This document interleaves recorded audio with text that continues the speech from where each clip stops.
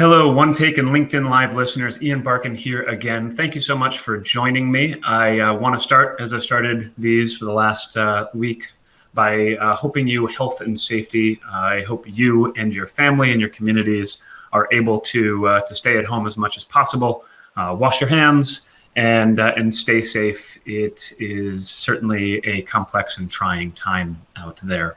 Want to also remind folks that if you do find yourself out of work, if you are looking for a job, that Sykes is hiring. We've got a strong work at home capability.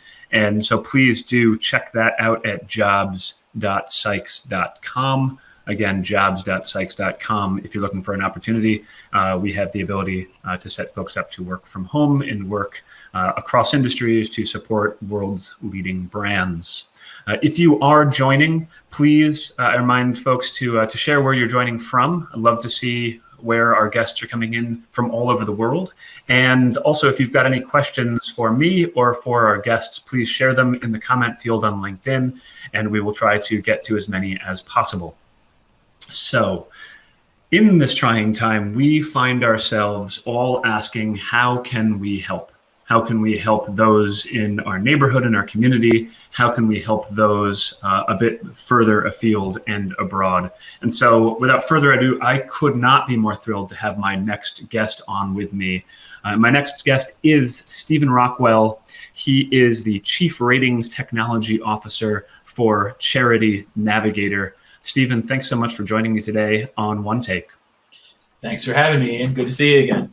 And I think as they usually require you to do by law, where you have to say whether you own stock in a business or have a position in it, I need to divulge for it's not legal reasons, because I'm totally kidding about that. But Stephen and I go way back. We actually were classmates in business school. We both went to MIT Sloan. And not only were we classmates, we were part of the same core team. So he had to put up with me for probably way more time than he wanted to. And I had to put up with him, but it was a privilege. So thanks for taking some time today, Stephen, to join me. No, real honor to be reconnected, Ian. Yeah. So you always had one of those friends in school who was focused on creating good, who was focused on making a difference and really was committed to that. Stephen was absolutely that person at Sloan. And so, Stephen, could you give us a little bit of background on you, what you did before Sloan, what you did right after Sloan, to give people a sense and a flavor of what has driven you throughout your career? Sure, and thanks for those kind words. And it's a little undeserving, but I have spent my entire career essentially in the nonprofit sector. It started as a AmeriCorps member in West Philly. I was in a school about a mile from where I live currently. It was the year 2000, dot-com boom. Kids had no computers. And I thought, hey, these kids are already sort of falling behind. No computers, what's going on? I got connected to United Way in Center City, Philadelphia. They said, do you want to start this digital divide program? I said, I didn't know any better. I was 22 years old. I took a little bit of money from IBM and some AmeriCorps members and built a digital divide program. And from there, that sort of got me down this track of technology as, in some ways, the quickest way to make an impact in the world. And that's, I've sort of built a whole career around innovative and creative uses of technology to make an impact. And so where I met you was sort of after that program, going to Sloan and to the Kennedy School because I believe that business practices can and should be used by nonprofits to be more effective organizations and to magnify or amplify the impact an organization can make in the world. And from there, from our time together at Sloan, I've worked at the National Aquarium. I worked at an action tank, and I most recently was at the American Friends Service Committee, an NGO from the Quaker faith that does peace building internationally, and they won the Nobel Peace Prize in 1948 for their post-World War II reconstruction work. So all that to say, I've had all this rich, wonderful experience in great organizations doing really good work, and bringing that into the current role at Charity Navigator as the Chief Ratings Technology Officer. That's tremendous and so admirable. And thank you for sharing the background. So, okay, so now you've been part of the Charity Navigator team for a little over half a year now.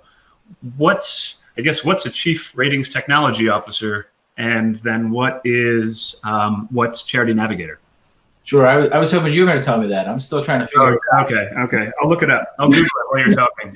It is a fairly unique role. It's a new role at Charity Navigator. The main responsibility is to evolve the rating system. Right now, our rating system is a 4-star rating system. We've been around for 18, 19 years. The rating system looks at finance metrics and accountability and transparency metrics. But we know that's not the complete picture of organizational effectiveness. It doesn't take into things like program effectiveness and the actual impact the organization's making in the world. So we want to evolve the rating system to be a much more comprehensive. And they hired me to help think through with our engineering team, our analyst team, our program team, to figure it out, what does it mean to be a truly solid operator or impactful operator in the nonprofit or charitable sector. And so that's my role. That's what we're doing. We're launching a series of experiments over the next year, starting next month.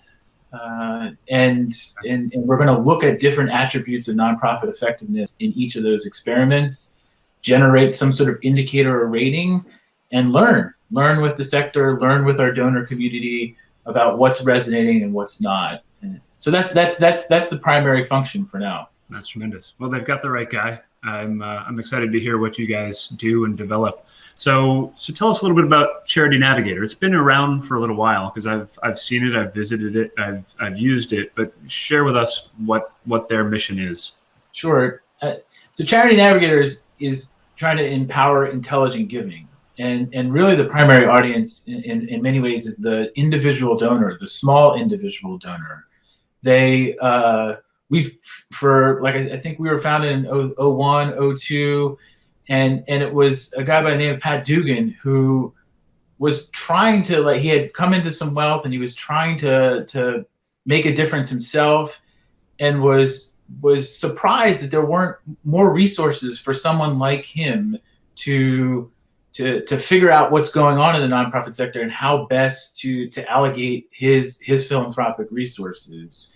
So he started something that would do that, and for the last many years, Charity Navigator has operated with this 4-star rating system and has really provided a service to the individual donor community, trying to verify, the nonprofits that they want to, or they feel really committed to. And so we have a lot of folks who will come, they already have an idea in their head. Who do I want to give to? Somebody in my local community, maybe it's a food pantry, maybe it's a Y. I just want to make sure though that I'm not putting good money after bad, and that's a really solid organization. So let me check on Charity Navigator and see, and let me verify that. We have others who come and they're interested in a particular cause and they sort of want to get involved. Mm-hmm. And so we're providing sort of a resource that, well, here are some really good organizations you should think about getting involved with, donating to, etc.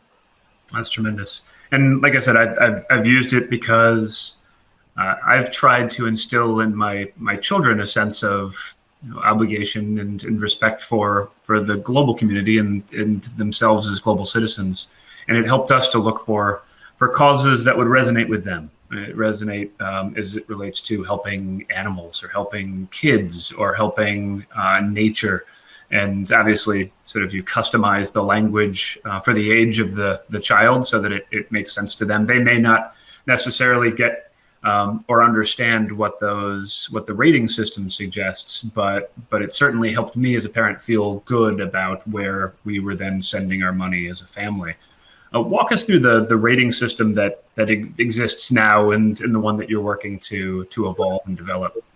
And let me just say, since I've started, we've had a tremendous number of requests from schools, from college courses. I just sat in right before we were working mobily. I just sat in on a class at Tulane, helping them think through and demonstrate our rating system. So we do see a huge educational audience for the tool set for the product. That's great.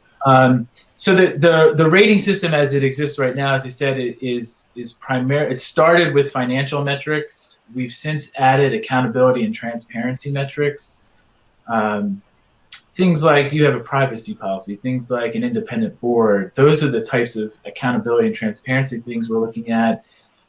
On the financial side, we're looking at things like program expense, liabilities to assets. You have working capital. You know, in a situation like we find ourselves right now, organizations that were able to and have some working capital, have some reserves, are going to be able to weather the storm a bit more than organizations that haven't. So right. Those are the kinds of metrics that we've traditionally put into the system. Now, where we're moving to is, like I said, a fuller or more complete picture of a nonprofit and their effectiveness. And that will include things like program effectiveness and impact, the actual measuring the impact that the organization's making in the world. Sure. It may also include things like diversity, equity, inclusion. Are they being responsive in the communities that they're working? Are their staffs and boards representative? Those kinds of things. We may also be looking at things like reputation. And we know in a social media world that reputation can be an important driver of perception of an organization, and both in the communities they serve and certainly within the donor community as well. Leadership and strategy. Do they have strong leadership? Do they have a strategy that makes sense? These are the kinds of things that in some ways are a little bit tougher nuts to crack, if you will, than great financial measures, but are really important pieces to complete the full picture around a nonprofit. Absolutely. So there's the quantitative, as you say, somewhat easy to capture, perhaps examples like percentage of any amount that you donate that's actually applied to the cause versus applied to administrative. And then there's the qualitative, the strategy, the leadership, the direction that they're taking it. So that's commendable and obviously hugely valuable to someone like myself who wants to help, certainly doesn't have the time to do the research myself into those causes, and frankly just also needs a place to Google effectively the list of charitable and nonprofit organizations that I should even simply be aware of. That's a great point. We obviously see a lot of traffic from those venues. And I should also say, we currently rate about 9,000 nonprofits. We have some rules in terms of the type of organization that we'll rate in the 4-star rating system.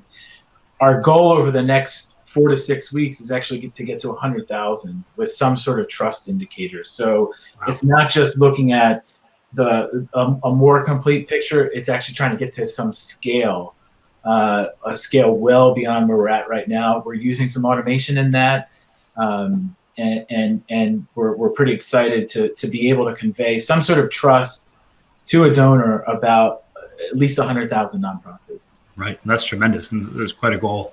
I'm gonna take a break here just to do a shout out to those who've shared their names and their locations on the live feed. You'll like some of these, Stephen. So hello to Deepu Kumar, to Colonel Cantere, Stacy Durant, hello from Florida, Alexandra from Tampa as well, Kedwin, hello from Northern California. Stephen, there's a woman named Jane Kagwa who has joined us and says hello. And someone named Lauro? Lauro, calling in from his basement, huh? So Lauro was one of our fellow teammates at Sloan. So thank you, Lauro, for joining us. Anna Weisheimer from New York City. Thank you. And Anna, thanks for suggesting other people join us as well. And from Kamal Kantere from Turkey. So welcome from Turkey. So please share questions that you have for us as you listen. Okay, so Stephen, we've got we've got all the great work that you've done in your career. We've got the focus and the goal of Charity Navigator, and then the work that you're doing to evolve the rating system to add a ton more charities and nonprofits that we could consider giving to. Now we find ourselves in incredibly trying times where this isn't an earthquake, this isn't a tsunami, this isn't a snowstorm, this isn't something that's localized and somewhat short-lived. This is pandemic. Right? This is a global impact to communities of all types in every country of the world. What are you guys doing at Charity Navigator to contribute to responding to the challenge and helping people like myself who are trying to figure out how to help and looking for avenues to do so? Yeah, great question. And we do live in these very trying times, right? A couple of things to note, and I may end up looking down at certain points because we've actually done a lot of data collection on this from both donors and nonprofits. That's great. And so I can make reference to some of the data in terms of what the effects are. But to start with, we publish these hot topic lists around different topics that are in the nonprofit sector, where we've created a list of folks, of nonprofits to consider giving to. We did the same thing around COVID-19 response. We've expanded on that list as we've listened to nonprofits tell us the types of things that they're doing. Our great analyst team has gone through, and so, you know, from the homepage of Charity Navigator, you would be able to see this sort of listing of, I think we're up to maybe 80 or 90. They're categorized in different ways. So if you want to give to an organization that's maybe health and more on the front lines, if you want to give to a food security organization, the food banks are in very high demand right now. They've had to shift their operations substantially. And so we have a list, in fact, that's published and that we're getting a lot of traffic on. We also have a giving basket on the site. So if you want to directly give to those organizations through the site, we can process, and then that money goes directly to those nonprofits. So it's both the sort of sense making around who's doing the work, and then if you want to give, you can give right through the site to those organizations. And I should just note, a couple weeks ago that Barack Obama tweeted out a link to that page that I'm talking about, and that has generated, as you might imagine, a tremendous amount of traffic. We've actually seen traffic go up 8 or 9% in the month of March, and the giving basket, the donation activity, went up 150%. So people are responding, donors are responding, and we're really grateful for folks that can give to give to those high performing and adjusting organizations adjusting to the pandemic. Right, well, that's tremendous. If you didn't bring up the Barack Obama thing, I would have. Yeah, it was a big get. The second get on that same day was Bill Shatner. So. Oh, wow. Okay. Well, I mean, and it is attention well deserved. It is obviously meaningful and valuable right now. So let's talk about the trends that you're seeing. So where are people looking to donate? Because, like I said, it's not as confined as an earthquake in a particular region, and this is hitting everybody. Where are the areas that folks are most interested in directing their charitable giving? No, it's a good question. We've divided up the list, and I should just note, most communities have some sort of local fund set up. Those we're keeping track, and we may end up publishing that list. There's others that have it out there, but most communities have set up a fund that will fund both nonprofit organizations, and in some cases are funding individuals where there's an individual need. So I just want to note that you will be able to find those in your local community. Let me just run through a couple things though. The way we're dividing this up is medical services, relief supplies, health and medical relief supplies, sort of cross-category, funding local organizations, education and awareness, relief supplies, community support and services. And that's how we're thinking about it. This is how we've divided this up. And you could find organizations through Charity Navigator that are working on those things. I should also just put a plug in though. If you have an organization that you traditionally have donated to and are committed to, it's also a time to check in with them, even if they're not on the front lines of the COVID-19 response. Check in with them. They will likely need your continued support as well. That's a great point. So that's a very important point. Hopefully, and I hate to ask this question, but I know it's happening. I'm sure there are people who are capitalizing on this tragedy to put up fake charitable sites.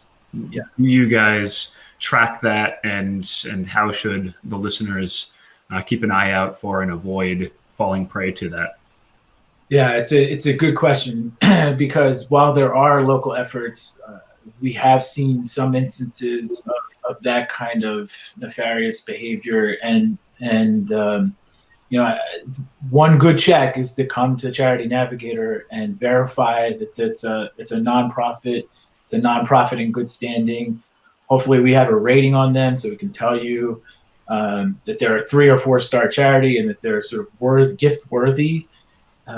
So yeah, it is important, and it is important that folks do their research. And we know a lot of folks turn to us to do that kind of research, and we're really happy to be able to provide that kind of service. That's great. So, who is I've got a 2-stage question, but I'll start with the end. We both have young kids, and I'm sure you have, and I know I have tried to talk to them about, again, the role that they play, how lucky they are, and how we can contribute to our local and then global community. Now is an interesting time because it's a really dire topic on multiple levels to be talking to them about. Are there ways that you had suggested in the past that kids engage with, or families use Charity Navigator to find sort of the fodder to have those discussions with young kids? And now, I guess the second part of the question is, how on earth do we handle this day and age? Because it's pretty extreme. Yeah, it's a good question, and sort of even how, on a deeper level, how much do you sort of get into what's happening in the global pandemic here with your kids, and me personally, I'm exposing them a little bit, but I'm also trying to shelter them. They're 7 and 10 from some of the more stressful news. And so one way to direct that attention, you're right, is to sort of say, hey, we know there's bad things happening out there. How can we help? And we know that there are families that, not just individual givers, but families that come in and use the site together and do that kind of research together. Yeah. I think that's sort of the best I can offer. Our social media channels also have an ongoing sort of conversation on them. And so the Instagrams that maybe target a little bit younger, in addition to Twitter and Facebook, are good places to be interacting with us and asking us questions. And if a question comes up from a young person, we'd love to sort of process that and be able to respond. That's perfect. So a call to action to anybody listening to check out Charity Navigator's various different social channels, including Instagram and Twitter and Facebook, I imagine, as well. Stephen, is that? Yep. Perfect. A question has come in. Actually, it is from Laura. Thank you, Laura, for the question. But it's an interesting. It's an interesting one because the question is, how about addressing the financial support that temporary workers now need because they find themselves jobless? The unemployment numbers have just skyrocketed in the United States in the last few weeks, and most certainly the skyrocket is the same globally. Are you guys involved in that sort of contribution effort, or is that more of a I suppose maybe a lobbying effort that you do with state and local governments? Yeah, there's a couple ways. Good question, Laura. There's a couple different ways to take that. Funny, he had no good questions in business school. That's right. Exactly. He's been saving them all up for this one. Right? We can say that because he can't respond to us, right? So a couple things I would say about that. One is, as I mentioned, there are these local funds to be giving into where they are giving to individuals in need. There's also a whole set of nonprofits that are on the front lines of this. We did a webinar last Friday with donors, and it was oversubscribed. We had 1,200 registrations. We had to cut it off. So there's a ton of interest in this right now. And one of our guests from Second Harvest Food Bank of Orange County detailed sort of first of all, they're incredibly adaptive and changing organization. They went from sort of a food pantry model to a delivery/pickup model, like, similar to what restaurants and other food service providers are having to do. They made that change. They had to break up. They lost all their volunteers, so they had to hire new staff, and broke them up into two separate teams. So in case one team got sick, God forbid, the other team would be able to continue operations.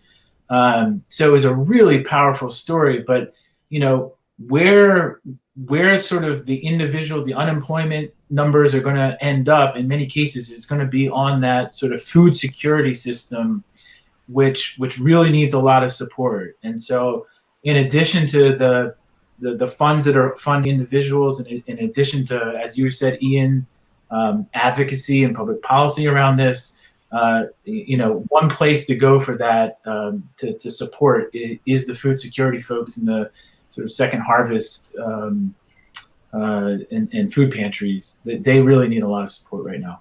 That's tremendous. And thank you, Laura, for the question. And absolutely, it's good to hear that you're doing that. Are there any other live streams or webinars that you guys have coming up that are worth plugging and sharing here with the listeners? What else should we be looking out for from Charity Navigator in the next few weeks? Yeah, it's a good question, and I before I get there, I just want to share why we're doing so much donor engagement. We asked in the webinar the other day, have you made a donation to support COVID-19? And 27% said yes, and 58% said no, but I'm planning to do so. So they're, in the donor community, it's around 70, 80, almost 80%, I guess, that is looking for opportunities to give, and so that's the good news. And our role in some ways is to provide as much information and quality information as we can to help those decisions be intelligent. So we intend to continue to be communicating with the donors and with nonprofits. The other thing we're doing right now is a survey of nonprofit leaders to talk through what are the impacts that they're feeling. Just one top line on that that I have right in front of me is that, again, live responses coming in right now, but 85% are suffering financially, and some are seeing a smaller percentage seeing an increase, and some are seeing the same. But 85% of nonprofits so far that we surveyed are seeing some downward trend, and so we definitely want to be addressing that. So to your question about what are we doing ongoing, we're going to continue to build this list. We're going to be continuing to listen to the nonprofit community and our donor community, and stay tuned for things like the webinar we did last Friday, where we're educating, continue to use our site. We're going to continue to expand on that list and improve the list of COVID-19 sort of responders, nonprofit responders.